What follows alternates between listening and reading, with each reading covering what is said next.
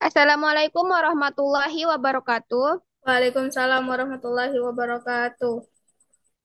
Saya Khairun Niswa NPM 2415-1057 dan rekan saya. Saya Indonesia Putri NPM 2415-1030. Kami dari kelompok 12 akan membuat video pembelajaran terkait materi laporan keuangan perusahaan manufaktur, laporan laba rugi, perubahan ekuitas, neraca, arus kas, catatan atas laporan keuangan, dan laporan harga pokok produksi.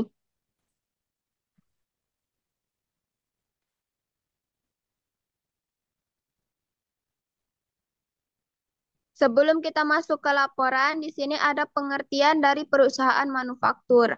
Perusahaan manufaktur adalah perusahaan yang mengubah bahan baku menjadi produk jadi melalui proses produksi. Untuk jenis laporan keuangan perusahaan manufaktur sendiri itu ada 6. Yang pertama laporan laba rugi, yang kedua laporan perubahan ekuitas, yang ketiga neraca atau laporan posisi keuangan, yang keempat laporan arus kas, yang kelima catatan atas laporan keuangan, dan yang terakhir yaitu laporan harga pokok produksi. Berikut kami ambil contoh soalnya dari PT Maju Jaya. Yang pertama ada data transaksinya itu di tanggal 1 Mei 2025 menyetor uang sebesar 100 juta ke bank sebagai modal awal. Di tanggal 3 Mei 2025 pembelian bahan baku secara tunai sebesar 30 juta. Di tanggal 5 Mei 2025 pembelian peralatan produksi secara kredit sebesar 25 juta. Di tanggal 8 Mei 2025 membayar gaji karyawan produksi sebesar 10 juta. Di tanggal 10 Mei 2025 menggunakan bahan baku untuk proses produksi senilai 20 juta. Di tanggal 12 Mei 2025 produk jadi senilai 40 juta disimpan di gudang.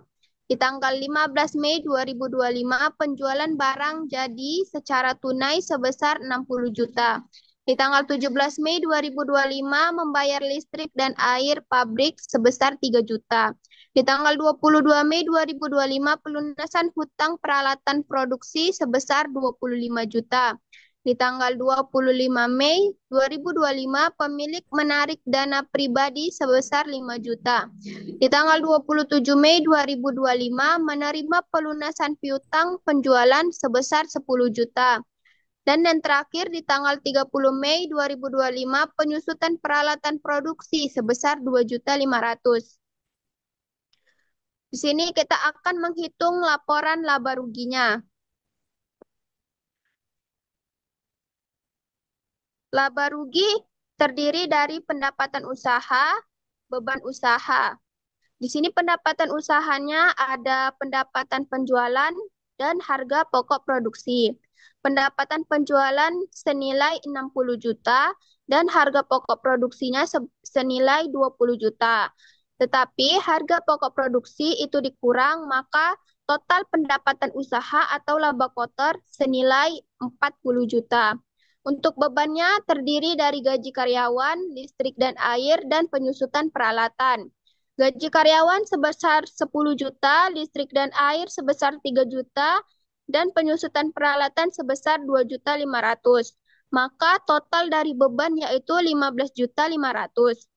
Dari total pendapatan usaha atau laba kotor itu ditambah dengan total beban. Jadi 40 juta ditambah 15.500.000, maka laba bersihnya yaitu 24.500.000.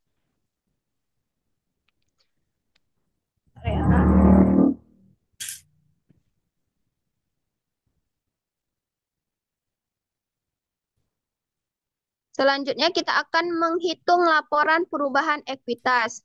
Laporan perubahan ekuitas terdiri dari modal awal itu sebesar 100 juta, laba bersihnya sebesar 24.500.000 itu diambil dari laporan laba rugi dan penarikan oleh pemilik sebesar 5 juta. Tetapi penarikan oleh pemilik itu dikurangkan maka total perubahan ekuitas senilai 19.500.000. Dari 24.500.000 dikurang 5 juta. Maka total modal akhirnya yaitu 100 juta ditambah 19.500.000, maka total modal akhir yaitu 119.500.000. Selanjutnya kita akan menghitung laporan neraca. Laporan neraca itu terdiri dari aset. Nah, aset sendiri terbagi menjadi dua, yaitu aset lancar dan aset tetap. Aset lancarnya terdiri dari kas, persediaan bahan baku, dan persediaan barang jadi. Kasnya sendiri itu totalnya 86 juta, persediaan bahan baku totalnya 10 juta, persediaan barang jadi itu 0 karena sudah dijual semua. Jadi total aset lancar yaitu 96 juta.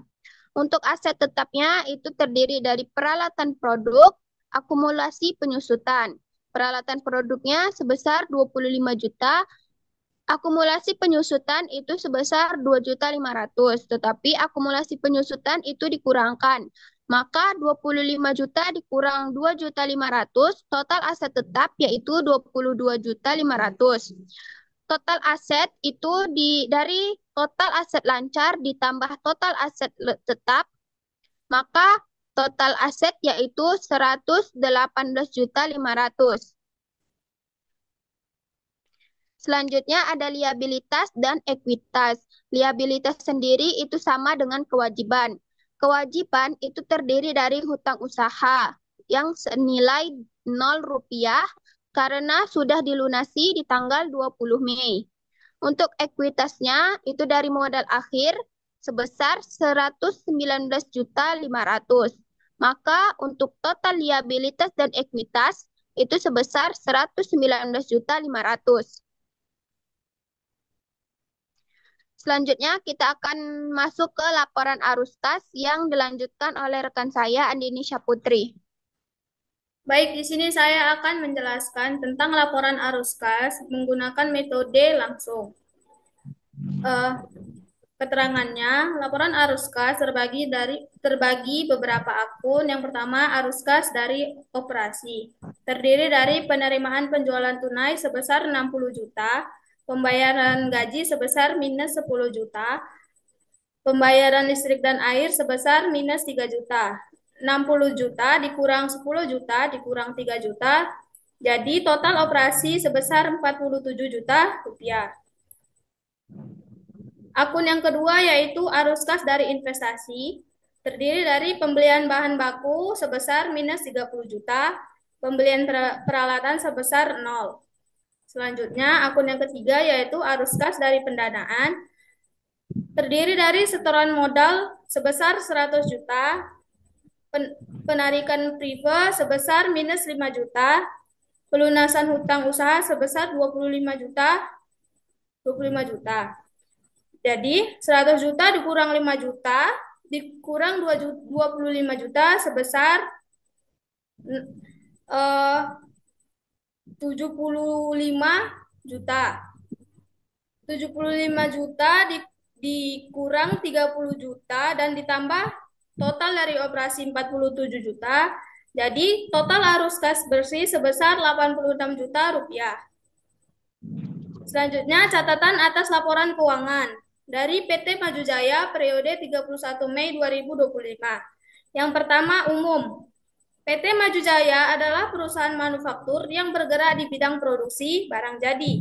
Perusahaan memulai operasinya pada bulan Mei 2025 dengan modal awal sebesar 100 juta. Seluruh transaksi yang disajikan dalam laporan keuangan ini berasal dari aktivitas selama bulan Mei 2025.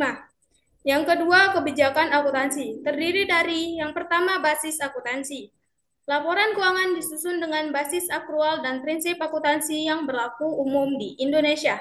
Yang kedua, metode penyusutan. Menggunakan metode garis lurus dengan estimasi masa manfaat peralatan 10 bulan atau untuk keperluan simulasi. Yang ketiga, penilaian persediaan. Persediaan bahan baku dinilai berdasarkan harga perolehan. Selanjutnya yang ketiga yaitu kas dan setara kas.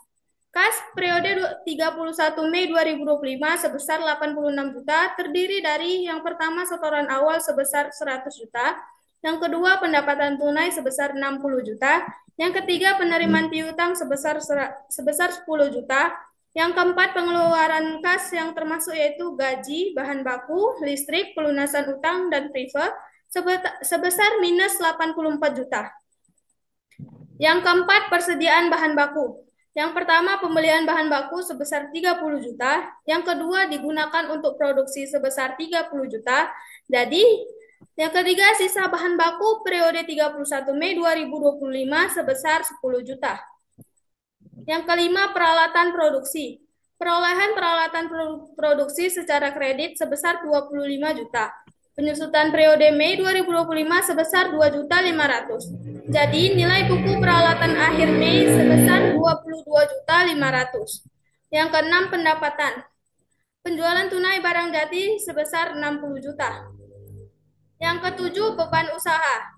Jenis beban, yang pertama gaji karyawan produksi sebesar 10 juta, yang kedua listrik dan air sebesar 3 juta, yang keempat penyusutan sebesar 2.500.000. Jadi total beban sebesar 15.500.000. Yang kedelapan, ekuitas. Yang pertama modal awal sebesar 100 juta, yang kedua laba bersih bulan Mei sebesar 24.500.000, yang ketiga prive oleh pemilik sebesar minus 5 juta. Jadi modal akhir sebesar 100 juta 19.500. Baik, selanjutnya kita akan menghitung laporan harga pokok produk. Terdiri dari beberapa akun. Yang pertama, persediaan bahan baku awal sebesar 0, pembelian bahan baku sebesar 30 juta, pembelian bahan baku akhir sebesar minus 10 juta, bahan baku yang digunakan sebesar 20 juta, gaji tenaga kerja langsung sebesar 10 juta, dan biaya overhead pabrik sebesar 5.500.000. Jadi, total biaya produksi sebesar 35.500.000. Yang kedua, pembelian produk dalam proses akhir sebesar 0, harga pokok produksi sebesar 35.500.000, produk dalam gudang awal sebesar 0, produk jadi dijual, yaitu sudah diasumsikan seluruhnya, dan total harga pokok penjualan sebesar 35.500.000. Mungkin itu saja yang bisa saya sampaikan. Selanjutnya kembali ke Niswa. Sekian video pembelajaran dari kami. Terima kasih sudah mendengarkan. Assalamualaikum warahmatullahi wabarakatuh.